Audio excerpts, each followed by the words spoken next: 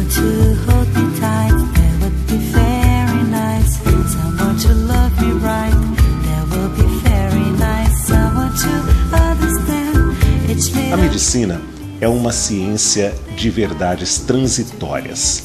Em 2 anos, os conhecimentos da medicina terão dobrado. O endocrinologista que entrevistaremos hoje concorda com esta afirmação. Olá, Dr. Fontanelli.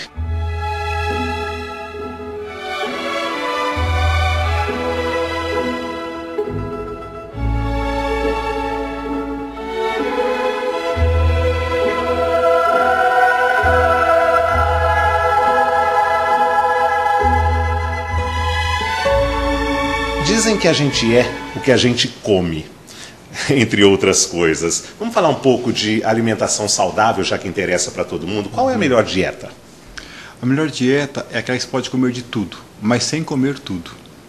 As dietas, como são muito restritivas, as pessoas não obedecem. E a gente não tem, de uns anos para cá, tirar essa conotação de dieta, passando mais com reeducação alimentar. Que dieta dá então de regime, privação, sofrimento. E a pessoa faz a dieta por um período. Agora, a reeducação é para a vida toda. Então, o ideal é trabalhar mais com reeducação alimentar, onde você pode comer de tudo, moderadamente, e evitar alguns alimentos. E o que é que devemos evitar?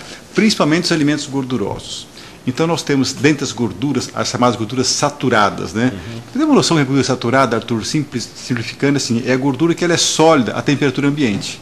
Então, imagina, picanha, aquela parte amarela da picanha. Sei. Aquela é uma gordura saturada, ou do cupim também.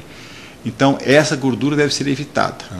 Por que ela deve ser evitada? Porque ela acumula na corrente sanguínea e vai levando um processo de aterosclerose. E o que é isso?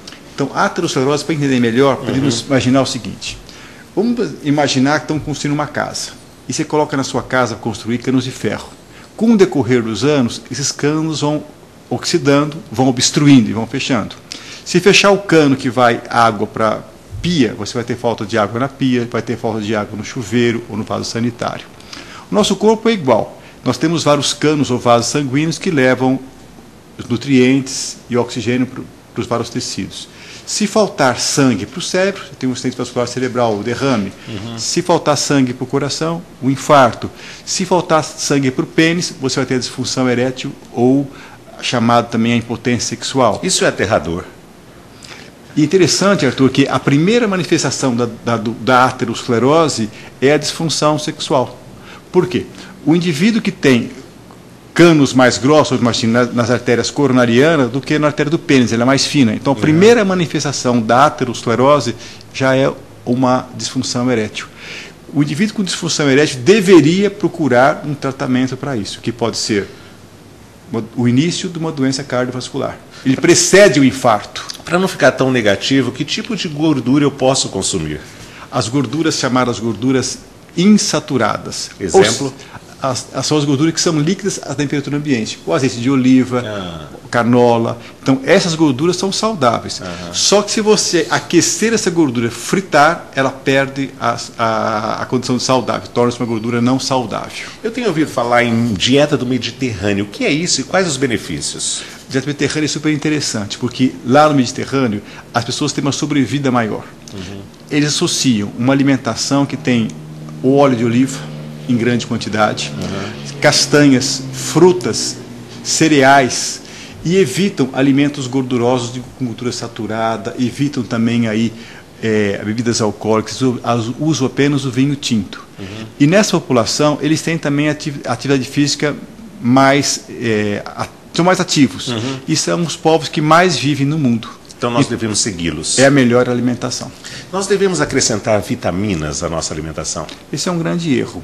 Apesar da indústria farmacêutica estar sempre falando sobre a importância de vitaminas, não existe nenhum trabalho científico sério mostrando que vitamina serve para alguma coisa, a não ser a vitamina que vem das saladas, frutas e legumes. Ou seja, as vitaminas não estão nas farmácias, estão nas quitandas.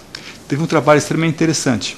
Com tabagistas, eles colocaram, para evitar o risco de câncer de pulmão no tabagista, deram suplementos alimentares com eles que tinham vitamina E e vitamina B. O grupo que usou as vitaminas teve mais câncer do que o grupo que não usou. Então, vitamina é perigoso, só deve ser usado com prescrição médica. Tá certo. Falando em alimentação e em vitamina, me lembra de obesidade. Diz que hoje, não sei se é verdade, morre-se mais por obesidade do que por falta de alimento no mundo. Obesidade é doença? É uma doença, e uma doença séria. Porque quando você ganha peso, um pouquinho de gordura abdominal, você muda a composição nessa gordura. O adipócito, que é o tecido gorduroso, ele aumentando o seu volume, no abdômen principalmente, ele produz substâncias que são chamadas de proaterogênica, e são substâncias inflamatórias. Então, ter obesidade abdominal, você tem uma inflamação. E o infarto hoje é considerado uma doença inflamatória.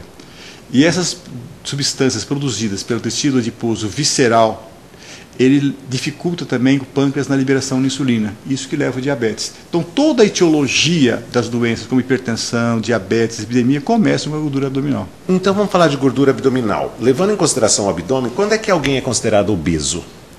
Então, nós temos assim, esse índice de massa corpórea a gente usa mais para ver em níveis populacionais, mas quando está frente a um paciente, o que se valoriza é a gordura abdominal. A mulher tem que ter até 80 de circunferência abdominal. E o 80 homem centímetros. 80 centímetros. E o homem até 94. E como é que mede onde é essa cintura mesmo? É uma linha imaginária entre a crista ilíaca superior e a última vértebra. Trocando em miúdos, assim, mais ou menos ali pela linha do umbigo? Exatamente. E é interessante que é uma medida fácil de ser realizada, todo mundo deveria conhecer. Se você for mulher, tiver mais que 80 e um homem mais que 94, tem que tomar cuidado, que ele pode ter o risco de ter diabetes ou complicações. Dr. Fontanelli, sibutramina é um remédio muito usado no combate à obesidade e foi recentemente proibido na Europa. Por quê? Esse medicamento é usado, Arthur, em mais de 19 milhões de pessoas do mundo. É um medicamento em congressos, discursos que a gente faz, primeira linha, o melhor medicamento no mundo todo. Certo. Mas atualmente, de 25 de janeiro, saiu um trabalho do EMEM da Europa proibindo lá. Porque eles pegaram um grupo de pacientes que tinham, por exemplo, obesidade associada a doenças cardiovasculares, por exemplo, indivíduos que já infartaram, tiveram arritmia ou acidente vascular cerebral, e usaram nesse grupo de pacientes para testar a segurança do medicamento e observaram que ocorria 16% a mais de infarto, comparando a população normal.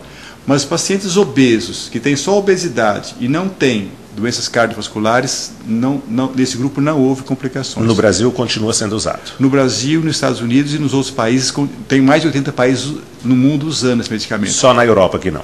Só que nós estamos esperando agora um posicionamento do FDA. Assim que ele se posicionar, eu acredito que a Anvisa vai copiar isso aí. Agora, em março, nós estamos indo para um congresso internacional, onde nós vamos reunir, vai ser a discussão das controvérsias do tratamento do diabetes, da obesidade, da hipertensão. E provavelmente nesse congresso deve ser debatido e esclarecido isso aí. Aguardemos então. Questão de opinião, volta já.